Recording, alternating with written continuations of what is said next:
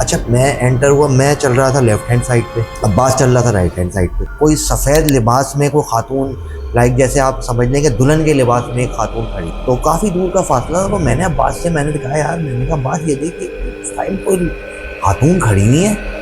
और वो तैर तैर के यूं यूं बड़े बड़े कदम से ना वो मेरे करीब आ गई। यानी दूर से जब आप लोग देखते हुए आ रहे थे तो वो स्टिल खड़ी हुई थी। अब जब मैंने पलट के देखा तो वो खातून ही नहीं थी। तो मैंने कहा बस भागो, पीछे मत देखना, बस भागो तो हमारी वो गली ख़त्म ना हो। बस वो मैं जैसे ही राइट से यूँ मैंने क्रॉस किया है, यानी कि वो गली का जो हदूद थी वो ख़त्म हुई है।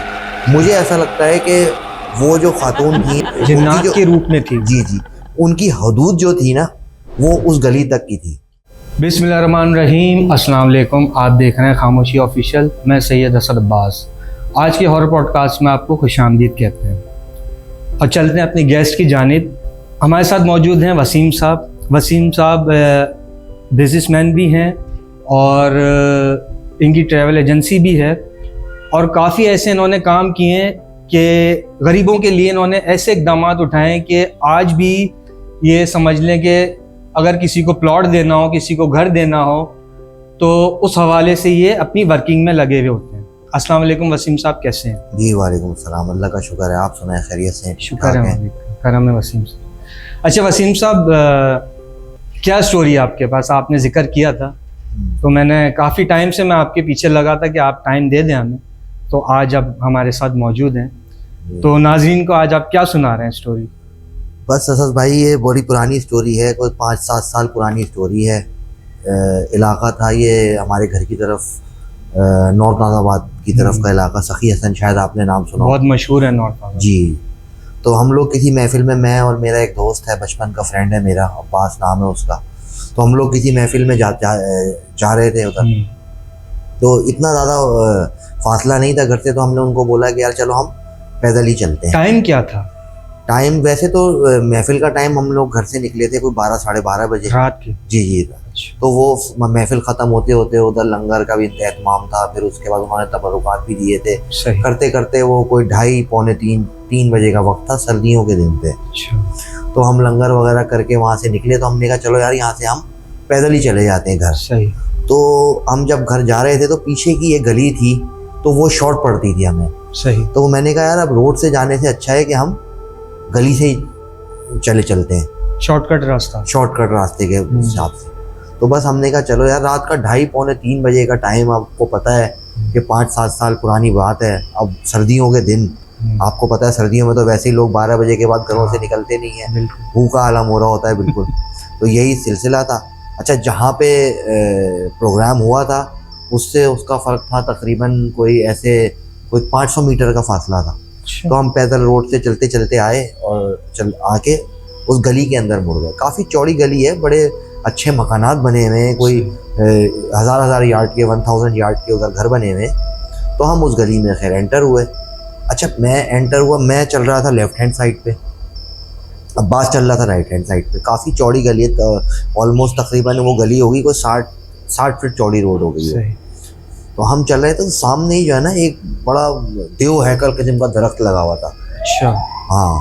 अच्छा, उसके नीचे मैंने यानी कि दूर से देखा कि वो कोई सफ़ेद लिबास में कोई खातून, लाइक जैसे आप समझ लें कि दुल्हन के लिबास में एक खातून खड़ी है। अच्छा, ये पेड़ कौन सा था? पेड़ ये जामन का था मेरे ख्याल से, क्योंकि वो बड़े बड़े पत्तों वाला जो दरख्त होता है, एक तो नीम के छोटे छोटे पत्ते होते हैं, एक जो जामन के दरख्त वाला होता है ना जिसमें बड़े बड़े पत्ते होते हैं, वो वाला दरख्त। और देव हैकल यानी कि उसकी शाखें ऐसी फैली हुई थी शाखें, और उसका जो वो एक नज़र जैसे आपके पड़ती है तो आपको अंदाज़ा हो जाता है यार बिल्कुल, यानी कि आपको दरख्त को देखेंगे तो उस दरख्त को देख के आपको खौफ आएगा। तो काफ़ी दूर का फासला था। तो मैंने अब्बास से मैंने कहा यार, मैंने कहा बात ये देख इस टाइम कोई खातून खड़ी नहीं है। तो अच्छा, वो मुझे बोले कि यार मत देखो, हो सकता है, क्योंकि वो उसने भी देखी, ये नहीं कि बाकायदा हमारे आपकी तरह वो एक इंसानों के रूप में खड़ी हुई थी वो। तो मैं उसको मुस्तकिल मैं उनको देख रहा हूँ, अब्बास मुझे मना कर रहा है कि आप मत देखें, हो सकता है कोई किसी घर में लड़ाई झगड़ा हुआ हो, वहाँ से वो आके बाहर खड़ी हो। तो ऐसे अच्छा, मेरा भी ऐसा रुझान नहीं कि कोई मैं वैसे देख रहा हूँ, लेकिन मैं बड़ी हैरत अंगेज नज़रों से देख रहा था, क्योंकि रात का टाइम हो रहा था, पौने 3। अब आप खुद अंदाज़ा लगाएं, इमेजिन करें आप कि आप रोड पर जा रहे हैं और एक खातून खड़ी हुई है, तो आपको एक, और वो भी दुल्हन के लिबास में, वाइट कलर का, बाल वाल उनके पूरे खुले हुए, यानी कि वो समझ लेंगे उनकी बैक से नीचे तक तो उनके बाल थे। अच्छा, वो तैयार हुई हुई? बिल्कुल तैयार, यानी कि ऐसी के बस मैंने अपनी एज में जो है ना, इससे ज़्यादा हुस्न और इससे ज़्यादा खूबसूरत खातून मैंने अपनी ज़िंदगी में आज तक नहीं देखी। अभी जैसे मैं आपको अभी एक किस्सा सुना रहा हूँ, तो मुझे खुद मेरे कुछ बाल वाल खड़े हो रहे हैं हाथों के कि यार ये मेरे साथ ही हुआ था, मुझे अभी तक यकीन नहीं आता, हालांकि काफ़ी पुरानी बात हो गई है। तो हम जाने लगे उधर से पैदल पैदल पैदल। अच्छा, वो अब मुझे ऐसा फील हो रहा, अच्छा अब बात जो था वो राइट हैंड साइड पे था, मैं लेफ्ट, मेरे ही हाथ पे वो खड़ी हुई थी। अच्छा, अब मैं उनको देखूं और लाइक मैं ये समझ रहा था कि मुझे उसने हिप्नोटाइज कर लिया है, यानी कि मेरी आंखें उधर से हट ही नहीं रही थी। अच्छा, और वो भी आपको देख रही थी? मुस्तकिल मुझे देख रही है, यानी कि वो मुझे देख रही, मैं उसे। अच्छा, वो मेरा दोस्त मुझे यूं करके कोनियां मारे कि मत देखो। अब आप हिसाब लगाएं कि अगर कोई बंदा, कोई डॉक्टर के पास आप जाते हैं, किसी जो रेकी वगैरह करते हैं डॉक्टर, अगर आपको वो हिप्नोटाइज करते हैं तो आपका ध्यान बिल्कुल, आपका दिमाग सो जाता है। तो मुझे ऐसा महसूस हो रहा था कि मेरा दिमाग जो है वो बिल्कुल सो चुका है। तो करते करते करते करते फासला रह गया, समझे को 50 मीटर 10 मीटर, यानी कि हम दोनों एक दूसरे को देख रहे हैं सही मुस्तकिल। और इतनी खूबसूरत और खातून वो कि मैं आपको बस मैं आपको लफ्ज़ों में नहीं बयान कर सकता। सही। तो बस देखते देखते देखते देखते हमने उनको क्रॉस किया, यानी कि मैं इतने नज़दीक आ गए जैसे मैं और आप बैठे हैं। अब वो मुझे देखें, मैं उन्हें देखूं, बस वो देखते देखते मैंने उनको क्रॉस किया। क्रॉस करके वो मुस्तकिल मुझे कहने लगा, अब्बास के अब पीछे मत देखना, तुम पता नहीं कौन है कौन नहीं है, लड़ाई झगड़ा हो रहा है। और वो बाकायदा वो मुझे देख के मुस्कुराएं। मुस्कुराने का मकसद यानी कि मुझे ऐसा फील हो रहा था कि शायद वो अपनी तरफ मुझे बुलाएं, इस तरीके की फीलिंग थी जी।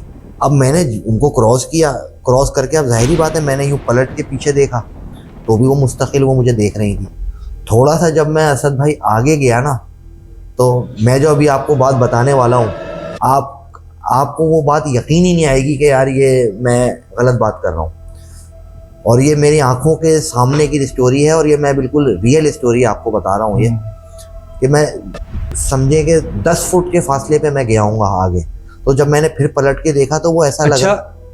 आप वापस गए हो उसको देखने के लिए? नहीं, मैं देखने नहीं गया, मैंने उनको क्रॉस किया ना, मुझे सीधा जाना था। वो लेफ्ट पे खड़ी नहीं थी तो मैं सीधा अपने घर की तरफ जा रहा था। तो मैंने उनको जब क्रॉस करके मैं आगे करके मैंने उनको यूँ पीछे मुड़ के पहले देखा तो वो मुस्कुरा रही थी। फिर तकरीबन 10-15 फुट के फासले पे जब मैं फिर गया तो मैंने फिर पलट के देखा। अब जब मैंने उनको पलट के मैं देखता हूँ तो आप यकीन करें कि वो खातून ही नहीं थी। अच्छा। उनके बाल जो नीचे संवरे हुए थे वो ऊपर आए हुए थे, उनके जो नाखून छोटे छोटे थे वो समझे कि आपके इतने बड़े बड़े उनके नाखून हुए हुए थे, उनके दांत बाहर थे। और वो एक तो जैसे हम आप वॉक करते हैं ना, वो वॉक नहीं कर रहे थे, वो स्विम कर रही थी, तैर रही थी वो। और वो तैर के यूं बड़े बड़े कदम से ना वो मेरे करीब आ गई। यानी दूर से जब आप लोग देखते हुए आ रहे थे तो वो स्टिल खड़ी हुई थी? स्टिल खड़ी हुई थी और मुस्कुरा रही थी। और जब आप लोग करीब जाना शुरू हो गए और आपने करीब से जब देखा तो वो अपने नाखूनों से आगे की तरफ मूव कर रही है? जी। फिर जब मैंने पलट के देखा तो वो खातून ही नहीं थी। वो अजीब से उनके जो सफ़ेद कपड़े थे वो जैसे मिट्टी में नहीं कपड़े हो जाते, इस तरह के उनके कपड़े थे। अब मैंने जब पीछे पलट के जब मैंने देखा कि वो आए तो मैंने कहा बस भागो, पीछे मत देखना, बस भागो। अब आपको पता है कि यार ऐसी मखलूक अगर आप अपने आंखों के सामने देख लें तो आपका क्या हाल होगा। तो ये कौन सी जगह है नॉर्थ नाज़ाबाद? ये आपने डीसी ऑफिस देखा है नॉर्थ नाज़ाबाद में? डीसी ऑफिस से टूवर्ड्स अगर आप आते हैं सखी हसन की तरफ, तो लेफ्ट हैंड पे सबसे लास्ट स्ट्रीट है, गली समझ लें आप उसको। काफ़ी चौड़ी गली है आज, क्योंकि वो पुराने ओल्ड कंस्ट्रक्शन एरिया है वो, तो पुरानी रिहायशी घर बने हुए, लेकिन बड़े बड़े घर हैं, यानी कि कुछ 600 यार्ड के भी हैं, 400 यार्ड के भी हैं, लेकिन वो पुराने ज़माने के घर बने हुए हैं। तो और उसमें समझ लें कि वो, मुझे तो ऐसा फील हुआ कि वो शायद वो जो थी वो दरख्त में थी, वो दरख्त के नीचे खड़ी नहीं थी। खैर फिर अब हम भागे। अब मैंने अब्बास को बोला, मैंने कहा पीछे मुड़ के मत देखना, बस भागे जाओ। अब हम भागे तो हमारी वो गली ख़त्म ना हो। अच्छा। वो गली ख़त्म ना हो, अब वो इंसान है, बंदा भाग जाता है, भागता है तो थक भी जाता है। लेकिन मैंने उसको बोला भागना नहीं, पलट के देख रहे हैं तो वो समझ लें कि अब जाहिर बात है हम तावीज़ वगैरह भी पहनते हैं, अल्लाह के कलाम भी होते हैं गले में। फिर हम आ भी ऐसी जगह से रहे थे, महफिल से आ रहे थे। फिर उसके बाद हमारे हाथ में मैंगो भी था, आम भी था, जो तबरुकात के तौर पे महफिल में जो मिला, महफिल में जो मुझे मिला था, तो वो भी था। बाकी बस फिर हम भाग रहे हैं, अब वो गली ख़त्म ना हो। मुझे ऐसा फील हुआ कि वो गली ख़त्म नहीं हो रही, आप यकीन करें। भागते रहे भागते रहे भागते रहे, फिर जाके सामने ना एक मस्जिद थी। मस्जिद से आपने राइट टर्न करना था तो आपका घर का रोड आना था। सही। बस वो मैं जैसे ही राइट मैंने यूँ मस्जिद से यूँ मैंने क्रॉस किया है, यानी कि वो गली का जो हुदूद थी वो ख़त्म हुई है। मुझे ऐसा लगता है कि वो जो खातून थी या जो भी थी, कोई आप उनको चुड़ैल कह लें या कोई जिन्नात कह लें या कोई दूसरी मखलूक कह लें, जिन्नात के रूप में थी। जी जी, उनकी हदूद जो थी ना वो उस गली तक की थी। अच्छा। जैसे ही मैंने उधर से राइट टर्न किया, मैंने पीछे पलट के देखा है तो उधर कोई नहीं था मेरे पीछे। सही। फिर उसके बाद हमने फिर भी थोड़ी सी सांस ली हमने। अच्छा, सर्दियों के दिन असद आप यकीन करें कि इस टाइम पे एक कोई गार्ड, कोई चौकीदार नज़र आता है, कोई गार्ड नज़र आता है। मुझे उस वक्त कोई वहाँ पे कोई आदमी नज़र नहीं आया। रात का 3:30 बजे कौन हो, और सख्त किस्म की सर्दियाँ। फिर मैंने राइट टर्न किया। अच्छा, राइट टर्न करके हम रुका नहीं, मैं ये नहीं कि मैं वॉक कर रहा हूँ, मैं मुस्तकिल भाग रहा हूँ। राइट टर्न करके मैं फिर मेन रोड पर आया। अब रोड पर आया तो वहाँ पे कुत्ते पीछे लग गए। अच्छा जी। अच्छा, हमें क्या करना था, वहाँ से हमने रोड पे जाके जो ये हैदरी वाला रोड है, 5 स्टार वाला डबल रोड है, ये दोनों रोड क्रॉस करके मुझे उस तरफ जाना था। अच्छा। अब वो हमारे पीछे 2-3 कुत्ते लग गए। अब हमने वो दोनों रोड क्रॉस किए भाई। फिर उसके बाद हमने रोड क्रॉस किया। फिर जब वो रोड आया तो वो कुत्तों से बच के फिर हम भागते हुए हम बस अपने अपार्टमेंट में गए हैं। दरवाज़ा बजाया है हमने, चौकीदार ने दरवाज़ा खोला है और हम वहीं दरवाजे पे तो पहले हमने सांस ली। वहाँ बैठे रहे हम कोई आधा घंटे तक, और कैफियत ऐसी कि आप मत पूछें कि बस हलक में जान यहाँ पे अटकी हुई। फिर उसके बाद फिर मैं रहता था 3rd फ्लोर पे, ये रहते थे ग्राउंड फ्लोर पे, जो मेरा दोस्त था अब्बास। तो ये अपने घर चले गए, मैं अपने घर। अब जब मैं अपने घर गया, अब आपको पता है बंदा थके हारे आता है, ऐसी कंडीशन में आया, हमने अपनी वालदा को उठा दिया, अपने भाई को उठा दिया, अपनी सिस्टर को उठा दिया। अब वो सब परेशान हो गए कि यार तुम तो वहाँ पे मजलिस में गए थे, तो ये ऐसे कैसे आए हो तुम। तो मैंने फिर उनको सारी कंडीशन बताई। अब अम्मी मेरी वालदा आ गई, वालदा ने फ़ौरन कुरान पाक उठाया, कुरान पाक मेरे सर पे से उतारा, फिर वो उसका कुरान पाक के जो सफ़े हैं उससे उन्होंने हवा दी मुझे। लेकिन फिर भी वो कंडीशन नहीं थी, लेकिन बहुत कंडीशन ख़राब थी, यानी कि समझ लें कि बस वो एक खौफ और एक डर। बिल्कुल, मैंने अपनी आंखों से देखा ना सर। मैं तो वो अभी भी यकीन करें कोई इस बात को 7-8 साल गुजर गए, और मैं जब भी इस वाक़े को सोचता हूँ ना तो बस मेरे अंदर ना वो एक खौफ सी कैफियत तारी हो जाती है कि यार क्या दिन था वो, क्या रात थी वो। फिर उसके बाद जनाब 3 तो बज गए थे। फिर उसके बाद जैसे तैसे करके वो सवेरा हुआ। अब जब सुबह हुआ मैं तो मुझे भी बुखार, अब्बास को भी बुखार, और बुखार भी टेम्परेचर भी इतना नहीं कि 101 102 क्रॉस कर गया था, वो 103 पे। इतनी ख़तरनाक टेम्परेचर मुझे और अब्बास को दोनों को। फिर हम हॉस्पिटल गए। हमने याद है मुझे अच्छी तरह, हम दोनों बेड पे लेटे हुए थे, ड्रिप लगवा रहे थे। और हम अभी भी जब भी वो माशाल्लाह वो वहाँ पे सेट है अपने, वो ओमान में काम करते हैं वो। अच्छा। वो जब भी आते हैं वो बस हम वो उसका जिक्र जो है ना वो लाजमी होता है कि हाँ भाई चलें उधर। अच्छा, फिर मैं आपको बात बताऊँ, जब ये सब कुछ हो गया फिर हमने इंक्वायरी की कि भाई ये वसीम भाई आपके साथ हुआ क्या, ये कौन था, क्या था क्या नहीं था।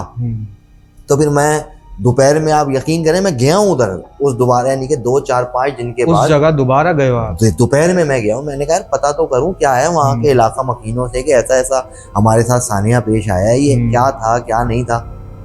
तो वहाँ जाके ये पता चला कि वहाँ पे कोई धोबी काम करता था। अच्छा। धोबी, ये खातून जो है वहाँ पे इनका कोई एक्सीडेंट हुआ था या वॉट एवर, किसी कोई सडन डेथ हुई थी, कोई एक्सीडेंटल डेथ जिसको कहते हैं। तो ये इनका इंतकाल हो गया था वहाँ पे। तो जो इनकी सोल है, रूह है, वो वहाँ वो भटकती है रात को। तो ये और अभी तक है। लेकिन अगर आप अभी उस गली में जाएंगे तो अभी इत्तेफाक से गुजर हुआ था, तो उधर तो रेनोवेशन इतनी हो गई काफ़ी, क्योंकि उस टाइम की बात थी, उस टाइम तो इतना ज़्यादा वो नहीं था। अब लोगों ने वो घरों को अपने आगे निकाल लिया है, तो वो दरख्त वरख्त तो सब उन्होंने काट दिया है। अच्छा। लेकिन वो जो वाक़या था असद भाई, मैं ज़िंदगी भर नहीं भूल सकता होगा। एक वाकया बिल्कुल सेम एज इट इज सुना, सबने सुना हुआ वो वाकया कारसाज की दुल्हन। जी जी जी, सेम मैंने भी उसी सुना है। तरीके का ये तो। जी, वो अगर मैंने देखा सुना जाए। है असद, लेकिन उसके बारे में मैं ऐसे क्यों बोलूं, मैंने कोई फिजिकली मुझे ऐसा, क्योंकि मेरा काफ़ी गुजर होता है, आना जाना है, मेरी साइट्स चल रही होती हैं पोर्ट कासिम पे, गुलशन हदीद, अक्सर मेरा कारसाज की तरफ से जाना होता है, लेट नाइट भी आना होता है, लेकिन कभी ऐसा मुझे नज़र नहीं आया। वो आप बताएं बेहतर कि क्या वाक़या है उसका। जी नाज़रीन, उम्मीद है आपको वसीम भाई की स्टोरी पसंद आई होगी। आप अपना फीडबैक देना ना भूलें। अपना बहुत ज़्यादा ख्याल रखिएगा। अल्लाह हाफिज़।